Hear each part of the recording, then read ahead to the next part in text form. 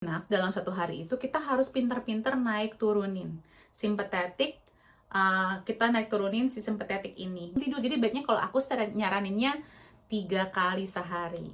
Bangun tidur sebelum makan siang, sirkulasi peredaran darah, oksigen pun akan tersalurkan.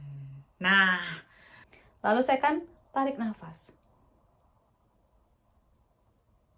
tahan 3, 4, 5.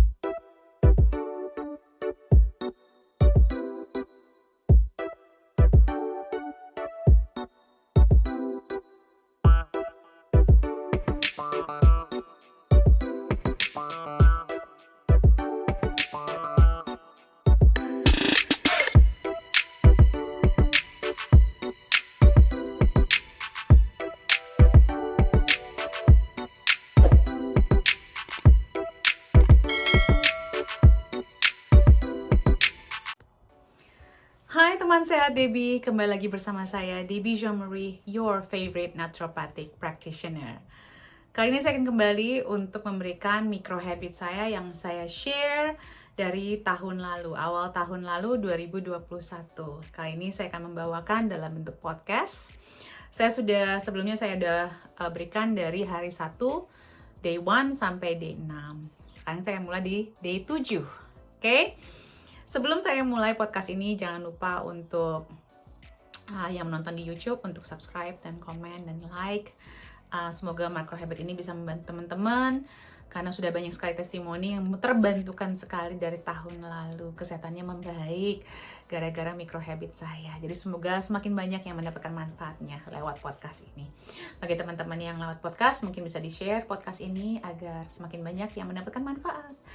Dan kita bisa saling membantu dalam kebaikan. Oke? Share itu gratis katanya Rafathar. Alright teman-teman, hari ke-7 Micro Habit Day 7 adalah bernafas dalam. Bernafas dalam sebelum menginjakan kaki di lantai untuk bangun dari tempat tidur. Jadi sebelum kita menginjakan kaki terus bangun dari tempat tidur, cobalah untuk berlatih napas dalam. Kenapa sih? Jadi sebenarnya berdasarkan penelitian, 85% penduduk dunia itu tingkat stresnya sangat tinggi. Dan alasan utamanya sebenarnya sangat simpel, adalah kebanyakan orang tidak tahu dan tidak mampu untuk bernafas dalam yang benar. Masa sih Bu, kita kan setiap hari bernafas, setiap detik malah bernafas. Emang banyak orang yang nggak nafas? Banyak banget teman-teman. Ini menyebabkan tingkat stres kita tinggi dan kita mudah sekali terpicu emosinya. Jadi saya sarankan untuk sering-sering latihan ini. Namanya nafas 478. Terkadang terkesan simple dan emang benar bisa ngebantu. Oh ya bisa banget.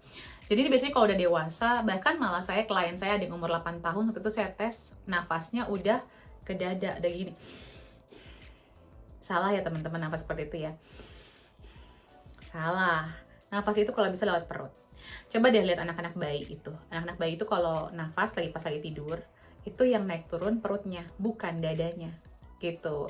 Makanya mereka cenderung tidak gampang stres, malah nggak ngerti apa yang namanya stres itu. Gitu.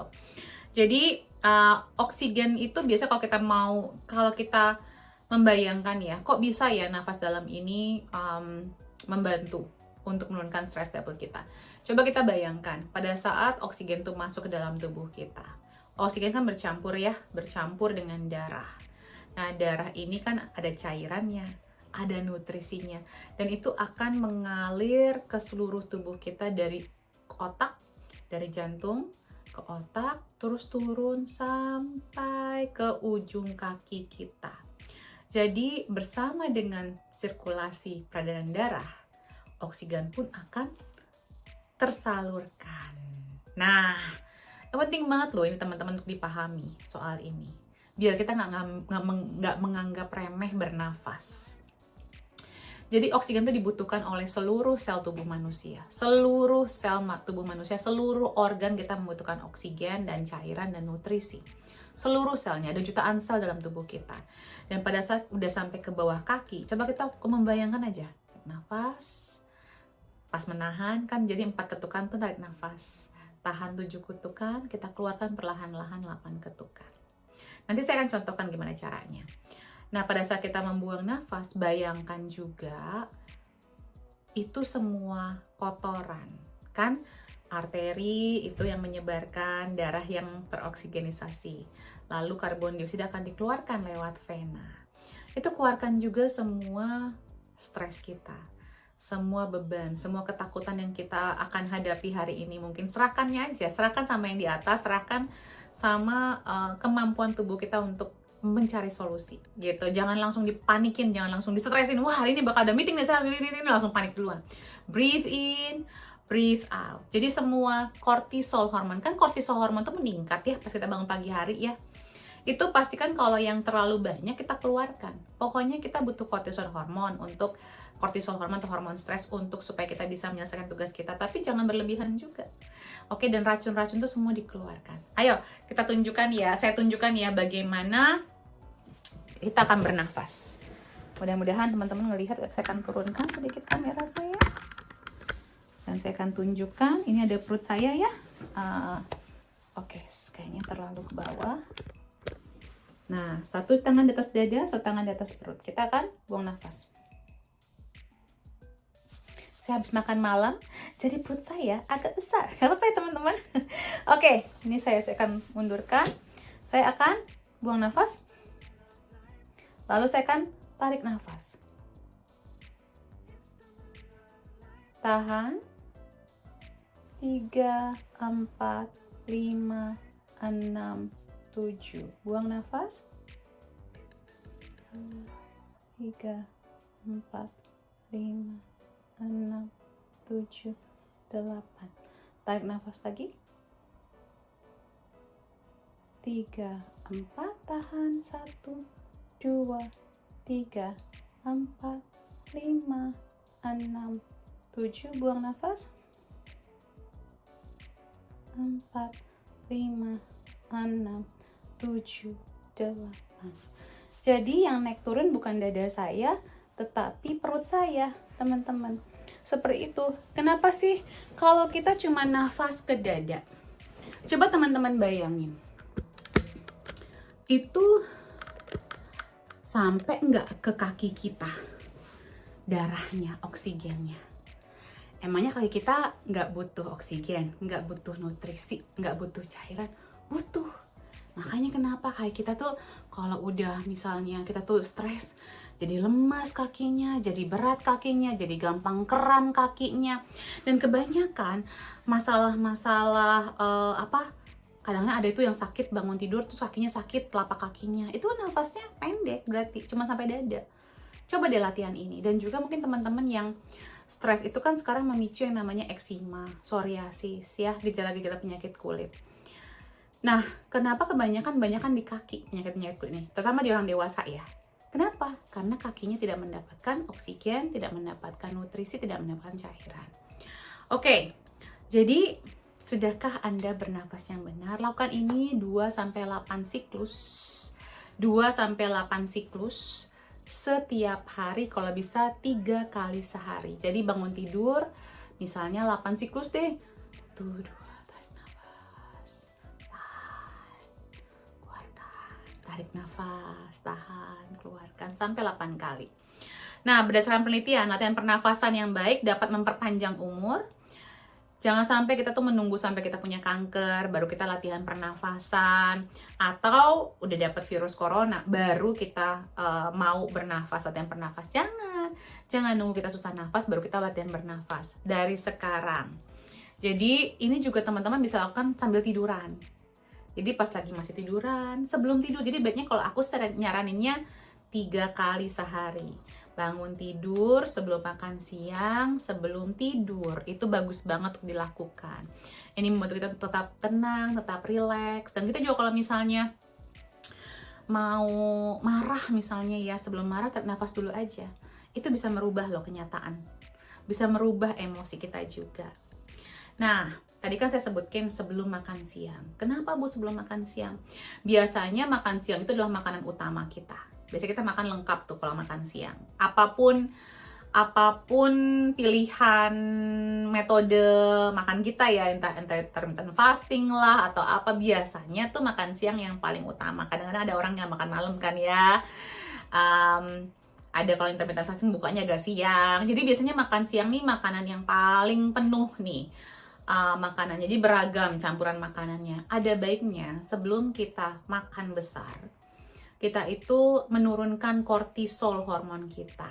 Kenapa? Sebenarnya pencernaan itu hanya bisa bekerja optimal di saat parasimpatetik sistem kita naik, simpatik sistem kita turun, simpatetik sistem simpatetik kita turun. Jadi sejenak dalam satu hari itu kita harus pintar-pintar naik turunin simpatetik, kita naik turunin si simpatetik ini biar kita itu bisa mencerna makanan lebih baik. Karena memang sudah pada hakikatnya berdasarkan penelitian nih ya, dan memang fakta kalau bisa bekerja optimal pada saat kita itu parasimpatetiknya nyala gitu ya, bukan pada saat lagi stres. Orang yang lagi stres itu susah untuk mencerna, seringnya malah diare, seringnya malah bermasalah. Nah, jadi kita bisa mengoptimalkan penyerapan nutrisi juga kalau pencernaannya sudah optimal, dan semoga teman-teman bisa sembuh dari semua masalah GERD, MAH, dan IBD, IBS, dan lain-lain kalau kita menerapkan metode ini. Ya nggak sih teman-teman? Jadi itu penting banget. Nah, berikutnya latihan kalau pas malam hari itu gimana nih manfaatnya? Satu, mengurangi anxiety. Karena kan kita udah seharian nih, apapun yang kita lalui dalam satu hari itu kita mungkin masih ke bawah sebelum tidur. Takutnya nanti malah mengganggu tidur kita, punya mimpi yang buruk mungkin. Bisa mengurangi fatigue, mengurangi keletihan, membantu tidur lebih nyenyak, menurunkan emosi yang berlebihan, mengatur stres level kita, mengurangi hipertensi, mengurangi perilaku agresif, mengurangi migrain, mengurangi resiko asma, mengurangi keinginan makan terus-menerus. Jadi ada kan tuh yang udah malam masih pengen ngemil aja. Nah teman-teman, micro habit tadi udah micro habit 7, 8, 9. Nah, micro habit day 10 adalah bagaimana nih teman-teman, kira-kira dari day 1 sampai day 9 itu kemarin apa aja yang sudah teman-teman jalankan? Apa yang sudah menjadi rutinitas baru buat teman-teman? Karena kita tuh mengharapkan yang namanya micro habit. Micro habit adalah habit kecil yang kita lakukan terus-menerus yang menjadi kebiasaan yang jadinya udah otomatis lah di otak kita. Kayak sikat gigi, itu kan udah otomatis ya, mau apapun dimanapun kita pasti sikat gigi sebelum tidur dan pas bangun tidur. Nggak bisa enggak. Kayak kita mungkin cuci muka gitu ya, atau membasuh alat genital kita kalau kita habis buang air kecil atau buang air besar. Nah, kalau mau lebih mudah, bisa menjadi mendarah daging nih dalam tubuh kita, dalam otak kita, lakukan ini setiap hari secara teratur. Nah itu micro habit day 10. Semoga bermanfaat. Saya akan lanjut di podcast berikutnya. Take care teman-teman, salam sehat selalu. Jangan lupa untuk di-share, di-subscribe, di-komen, dan di-like. Nyalakan tombol lonceng merahnya. Semoga kita semua selalu bahagia dan tentunya salam sehat selalu. Love you all.